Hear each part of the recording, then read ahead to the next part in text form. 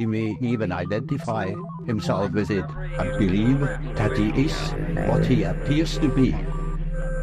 Hello and welcome to the NCE Study Guide podcast. I'm Glenn Osland, and I'm really excited, really excited, to announce that the full NCE Study Guide library is now live and complete on Patreon. Yes, I know. I originally thought that I'd have it wrapped up by mid-May. I've been busy.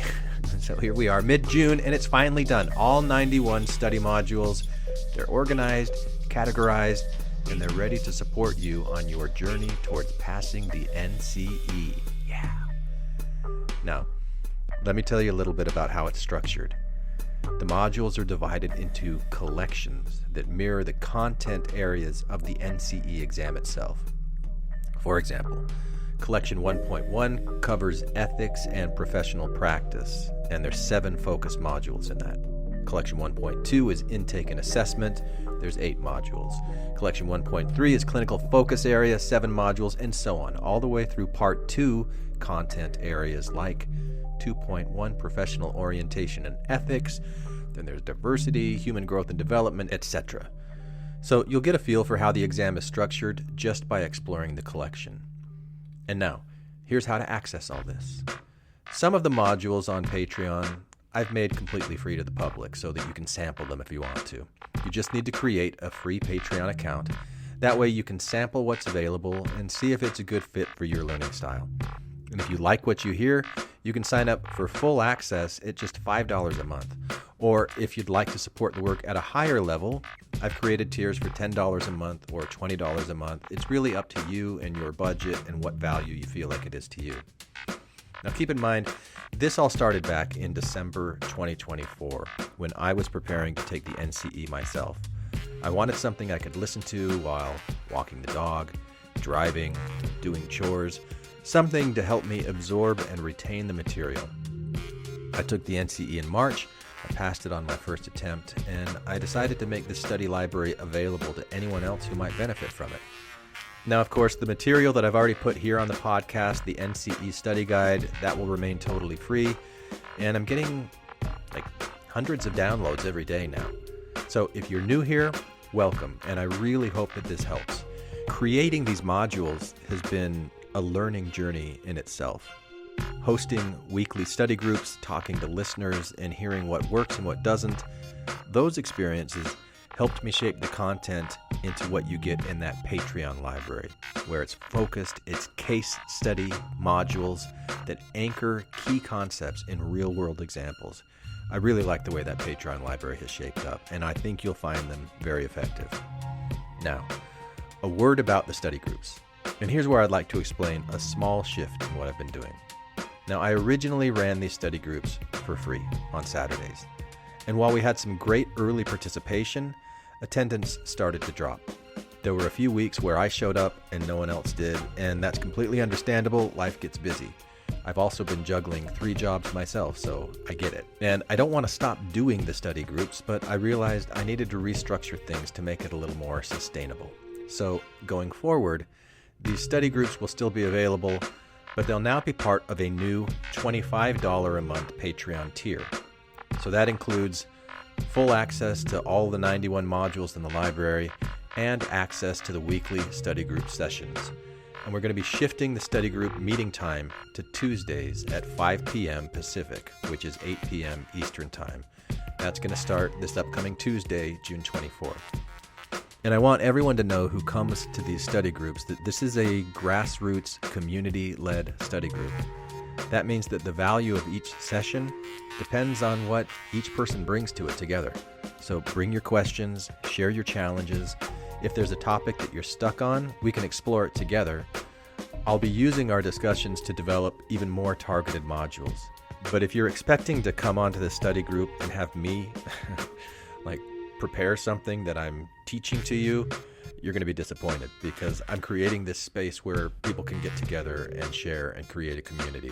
I'm not claiming to be the expert on any of this. I'm just someone who figured out how to organize this material in a way that helped me. And I want to pass that along to you if it helps you.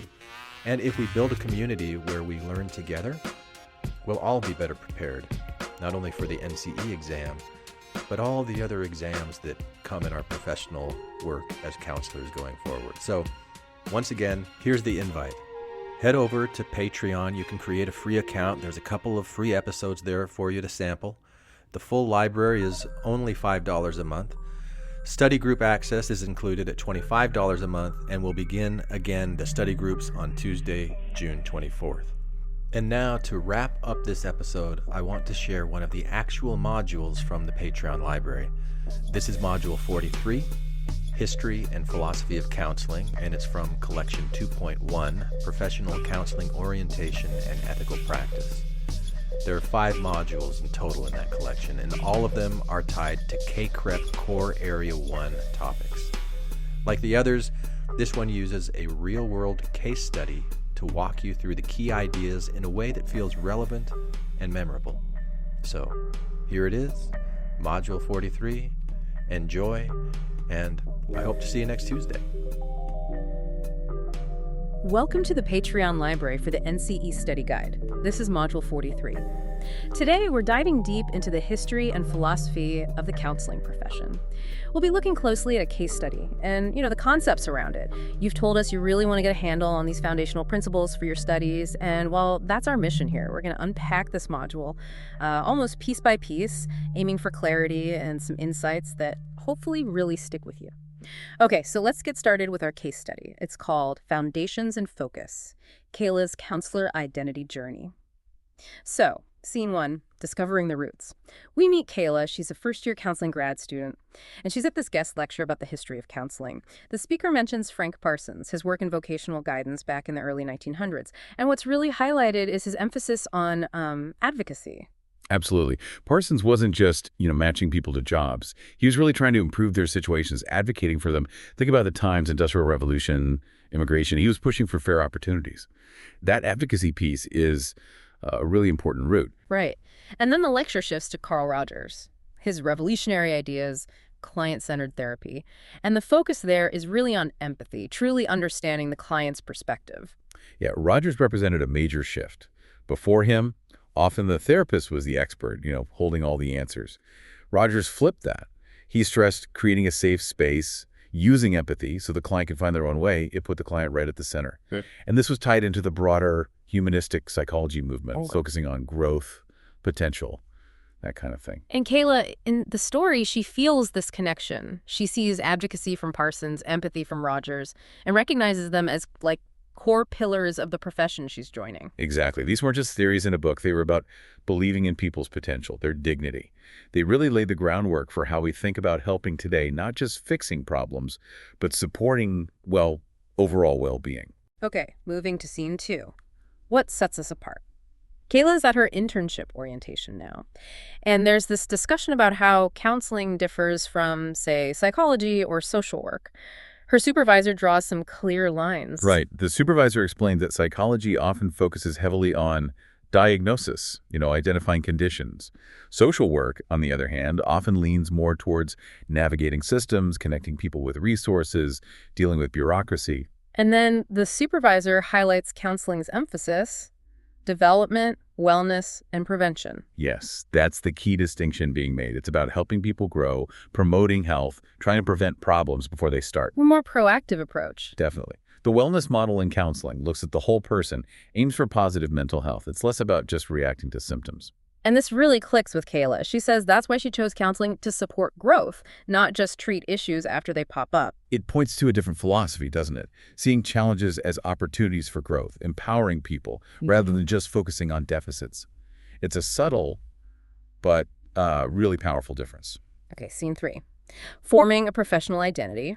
Kayla's in group supervision, and she gets asked this big question. How are you forming your counselor identity? Sounds kind of intimidating for a first-year student. It is a big question, because professional identity isn't just learning facts. It's about internalizing the profession's values, ethics, making them part of who you are as a helper. It's, a process. Kayla hesitates at first, which seems natural, but then she mentions 2 things helping her. First, reading the ACA Code of Ethics. The American Counseling Association's code. It's like the ethical roadmap for counselors. It provides that framework for making good decisions, acting responsibly.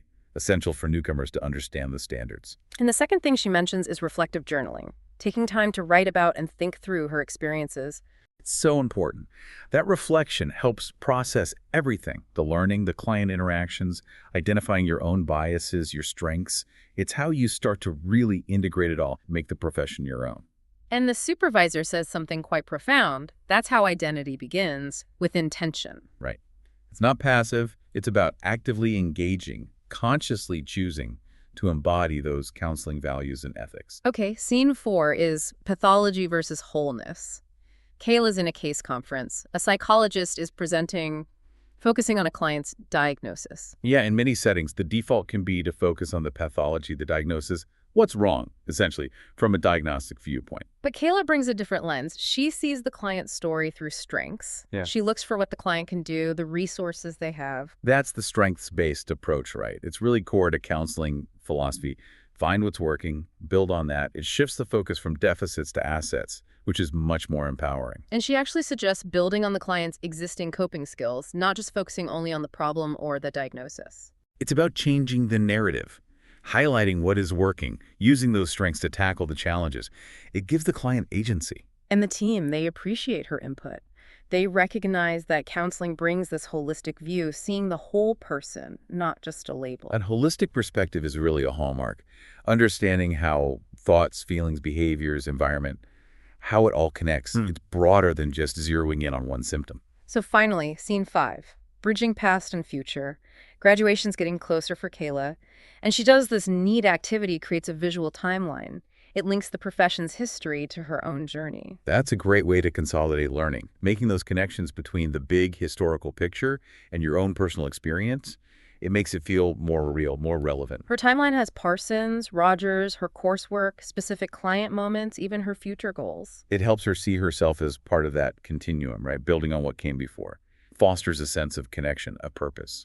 And the big takeaway for her is realizing, I'm part of this lineage now, carrying forward a tradition of client-centered, developmental, and ethical practice. That's a really nice summation. It is. It's about embracing those core values and understanding her role in keeping them alive, her own work. Okay, so we've walked through Kayla's journey. Let's step back now and talk more broadly. Why is understanding all this history and philosophy actually important for you as you're studying? Well, it's not just about knowing names and dates. It grounds your professional identity. It helps you understand why we do things the way we do, where our core values came from. Right. It connects you to this whole movement focused on human development and wellness, not just, fixing problems. And that understanding really influences everything, how you approach clients, your ethical decision-making, even how you work with other professionals who might see things differently. So let's quickly recap some of those historical milestones. Early 1900s, Frank Parsons, vocational guidance. Yeah, helping people find fulfilling work. Really pioneering stuff back then, systematic assessment, matching people to jobs. Then the 40s and 50s, Carl Rogers, client-centered therapy, empathy, client potential. Shifting focus to the client's own experience, creating that safe, non-judgmental space for self-discovery. Fast forward to the 1970s, counseling really starts carving out its own distinct professional identity, separate from psychology. That was a key time for professionalization, developing specific training standards, ethical codes, organizations, defining what makes counseling unique. And then more recently, 2009, CASEREP, the accrediting body, formally affirmed that wellness-based identity for counselors. Yeah, CASEREP emphasizing wellness really reinforces those core values and shapes how counselors are trained today.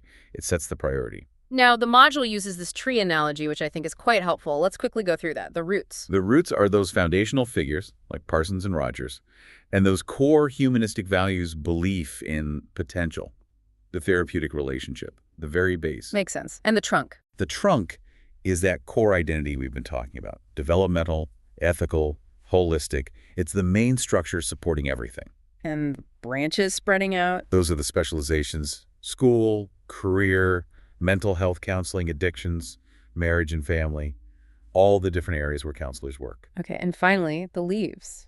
The leaves are every single client interaction, every session, every moment of connection. That's where the growth actually happens. It brings it right down to the individual level. That's a nice way to visualize it. Okay, thinking about the NCE exam, how might this stuff actually appear? Good question. You could definitely see questions asking you to compare counseling with psychology or social work.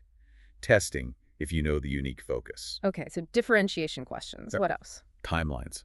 Connecting key figures like Parsons or Rogers to specific concepts or historical periods. Right. And probably scenario questions, too. Absolutely. Scenarios where you need to choose an intervention that reflects a wellness approach, focusing on strengths, prevention, that kind of thing, rather than just pathology. The module has that useful summary table. Let's just quickly revisit those key concepts. History of the profession, why know it? Connects you to the roots of advocacy, development, gives context. Key figures, Parsons, Rogers. They frame our modern theories and ethics, foundational thinkers. Differentiation from other fields. Crucial for clarifying your scope, your identity as a counselor. Professional identity formation. Shapes your ethical practice, your reflectiveness. It's ongoing. Wellness and prevention. It's that focus on strengths, not deficits. Really central to counseling. And holistic models. Encourages looking at the whole person, mind, body, context. Interconnectedness. The module also touches on some related models briefly. Yeah, like developmental models focusing on the lifespan, wellness models emphasizing balance and strengths, and those holistic approaches integrating everything. They all fit under that broad counseling umbrella. Okay, let's talk practical tips for remembering this. There's a mnemonic. Yes. Hotkey differences promote well-being and healing. Can you break that down? Sure. H is history, K is key figures, D is differentiation, P is professional identity, W is wellness, and the last H is holistic models. Just a quick memory jogger for the main themes. Helpful. And there's a journal prompt suggestion. What drew you to counseling over other fields? That's a great one for personal reflection. Connects your own motivations to the field's philosophy. Makes it stick. And a study group activity. Create a counseling timeline together. Yeah, doing it collaboratively, visualizing it, makes it more engaging, easier to recall. Plus, you discuss it, learn from each other. Okay, quick summary of the absolute must-knows. Frank Parsons and Carl Rogers. Founders, basically. Key figures setting the stage. Counseling versus other professions. More growth-oriented, relational, wellness-focused. Know the difference. Professional identity. Ongoing, reflective, ethically grounded. It's a process. And wellness and holism. Really defining features of counseling's philosophy. Unique emphasis. And the module wraps up the section with a really nice thought. You are stepping into a profession with deep roots and hopeful branches. Let that history ground you when the NCE feels big. You belong here. It's a good reminder of the significance, isn't it? Yeah. Connects you to something bigger. Definitely. Okay, ready for a quick NCE-style mini quiz to check our understanding? Let's do it. Fire away. Question 1. Which of the following is most associated with the development of client-centered therapy? Your options are A. Frank Parsons, B. Carl Rogers, C. Aaron Beck, D. Albert Ellis. So thinking specifically about client-centered therapy, who's the main figure? That would be B. Carl Rogers. His work on empathy, unconditional positive regard, congruence. That is client-centered or person-centered therapy. Parsons is vocational guidance. Beck is cognitive therapy. Ellis is REBT. Got it. Question 2. A client presents with mild anxiety but expresses strong coping skills and support systems. A counselor using a wellness model is most likely to A. Refer to a psychiatrist for medication. B. Focus solely on symptom reduction. C. Explore strengths and prevention strategies. D. Diagnose using DSM-5 criteria. So mild anxiety, but good coping skills. What's the wellness approach here? The answer is C. Explore strengths and prevention strategies. The wellness model emphasizes building on what's already working and being proactive. While the other options might play a role in some context, C directly reflects that wellness and strengths-based focus. Makes sense. Question 3.